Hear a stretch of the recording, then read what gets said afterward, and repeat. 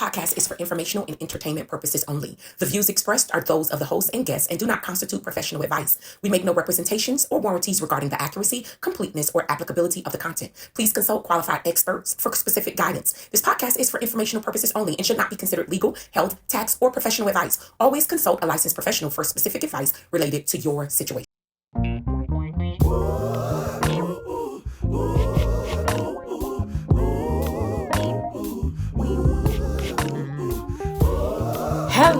Hello, and welcome to the Real Lyfe Topics Podcast. You know what? We are so excited that you are here and grateful that you are coming to hang out with us on today. Remember, if it is your first time, we just want to say thank you for hanging out with us today. Real Lyfe Topics, a place where you are, ARE. We bring topics to you guys that are going to bring awareness, offer resilience and resolution, ultimately hoping that you would get to a place of evolution and keep on moving and growing. Today, I want to talk about I am here to help. I am here to help. This topic is one that we can explore on many angles, but I have been in community services for a while, served on many different teams. I have spearheaded events, advocated for others. And one of the things that I realize is that we really do not have to do everything alone, and we do need help. I also realize that we don't always want to put certain people in places to help. Not because we don't need the numbers or the manpower, but help is really a matter of the heart. I look at help and support as something different. And I just want you to hear me out for a moment.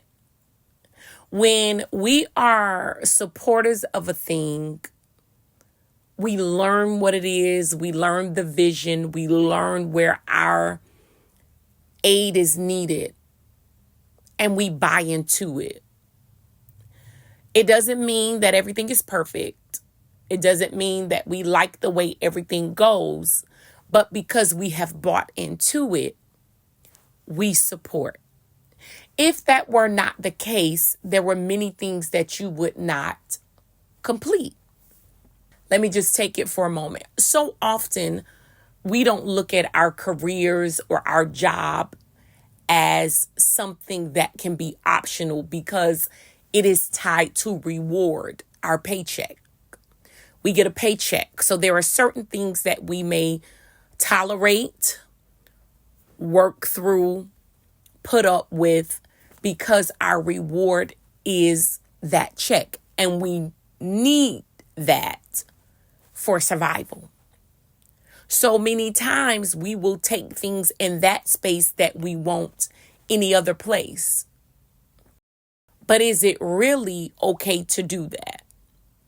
So you may go to your job, you have to like something about it, or you're not going to stay there really long because just the way that human nature is, you'll find something else that brings you some form of fulfillment.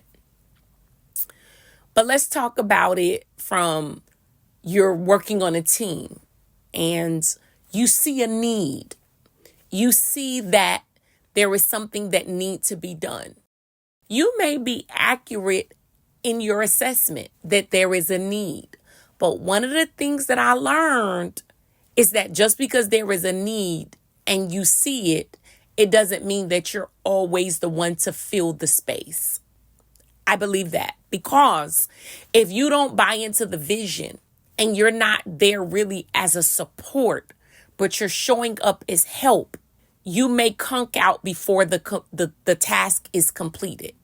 You may conk out before the task is completed.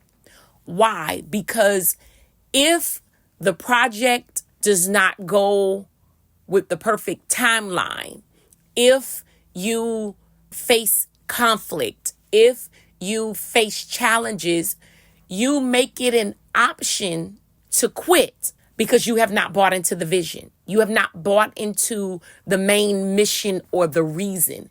You just make it optional to be helped. So you make it optional to be present. You may make it optional to show up. You may make it optional to be on time because you have not brought into the mission or the heart of the thing. But when you subscribe to something with your support, with heart, when adversity comes, when conflict arises, there is still something in you that is resolute to say, I must complete this.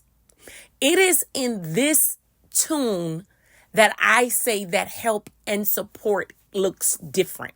If I am a helper, oftentimes when I cannot control the narrative, I will get missing because my value oftentimes is more so derived from my actions or my busyness or me feeling needed.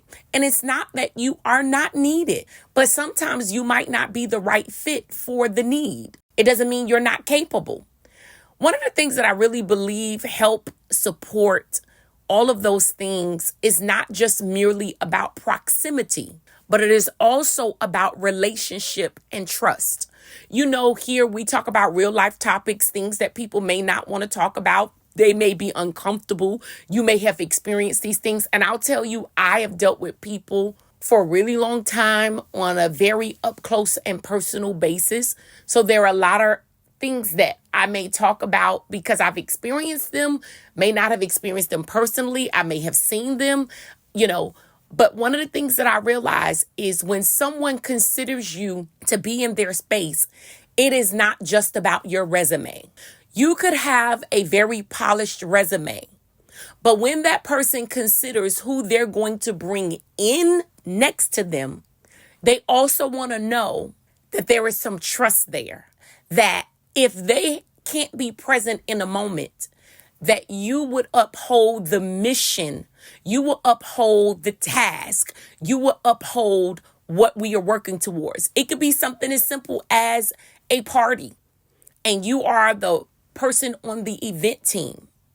If the person who brought you in to be of assistance to them is not present, would you work with the same level of drive as if they were present? Would you undermine the event because they are not there?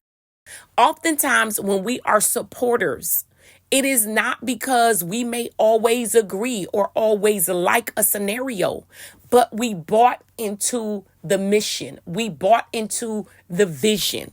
I have a friend of mine that does mission trips, sacrifice time, comfort, lifestyle of living in the U.S.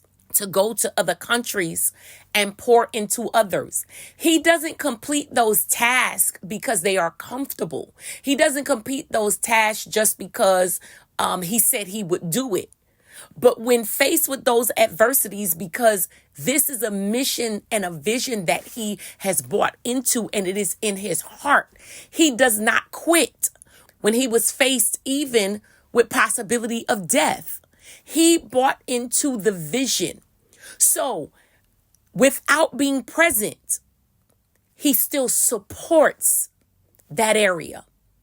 There are times where he would go in and be physical support. Other times he went in and was emotional support. He adopted several children. He would go and sit and eat where they ate. He didn't ask for special accommodations because he wasn't there coming in as a superhero just to save the day. But what he was doing was he was being relatable to where they were, and he became a part of the culture so that he could support moving them from one place to the next. So he didn't just show up as help. He showed up as support.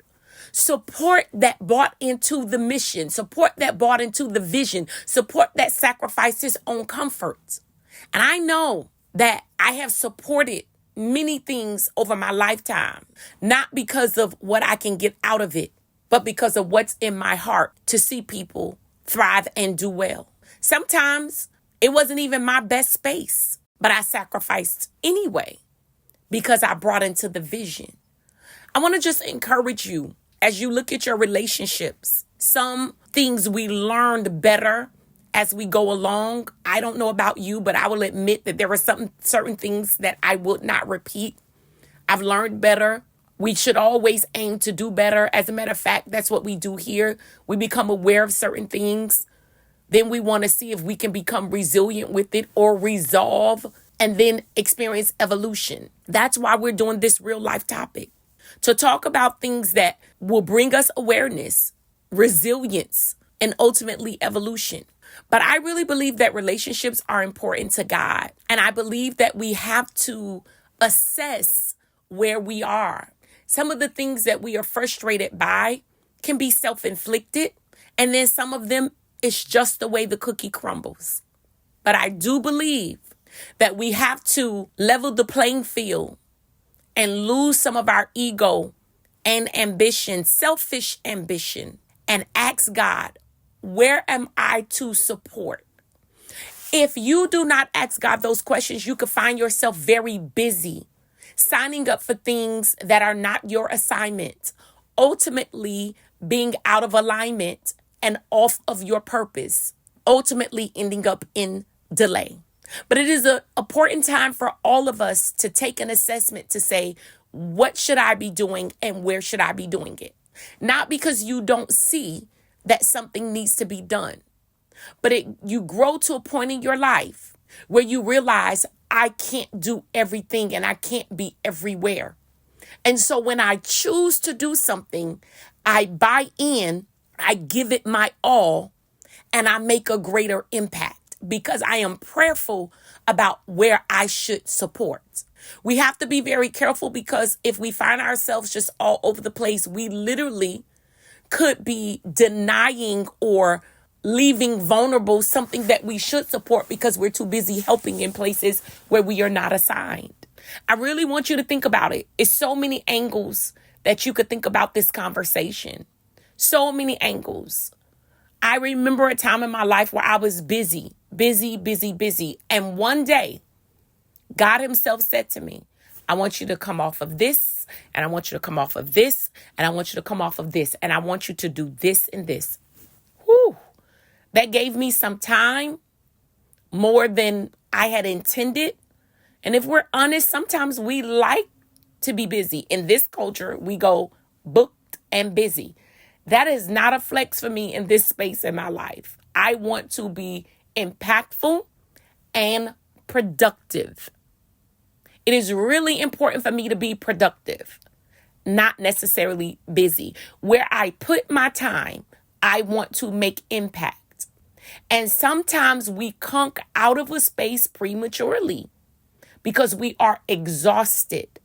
And we are exhausted because we are being helped in places that may not be our assignment. So I really want you to take a moment and think about all of the things that are going on in your life. Think about the purpose that God has called you to this earth. Are you fulfilling it?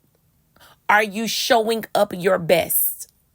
Or do you need to look at what you are doing and go back to God and ask him what you should be doing now and maybe what you should be putting off for later? Help and support, I believe, look different. I can go and help someone move their things and not take care of them because I'm just a body in a building or I'm just another person that's warming a seat. But when I am supportive, I take care for that which I am involved in. I buy into the vision. I buy into the mission. My sacrifices are connected to heart movements, not mere robotic movements. So today, I want you to really think about it. Am I helping or am I supporting? There are some things that need your support that you are assigned to, and God will give you the grace to complete because it is your assignment. And there may be some things that you have to wrap up and say, you know what? I'm going to sit this one out, and that is okay. My prayer for you today is that you are walking in your authentic purpose, that God has assigned to your life. Because you have a sphere of influence and there are people waiting on you to be in the proper position. And if you remember, the enemy to your destiny and your purpose has a goal, and it is to steal, kill, and destroy. And it does not care if it puts little trinkets in front of you to do it. Sometimes your distractions are pretty. Don't be distracted. Let's become aware so that we can become resilient, resolve the conflicts in our life, and ultimately evolve. I hope you got something today that's going to make you think, that's going to shift you into the next gear, that it may even make you sit quietly and ponder, God, where am I? And what should I be doing? After all, y'all, that's why we are here. Listen, we're going to live our life on purpose with intention, clarity, and direction. I look forward to you joining the next time. Remember, leave a comment, subscribe, and tell somebody else that we're here talking about real life topics. Until next time.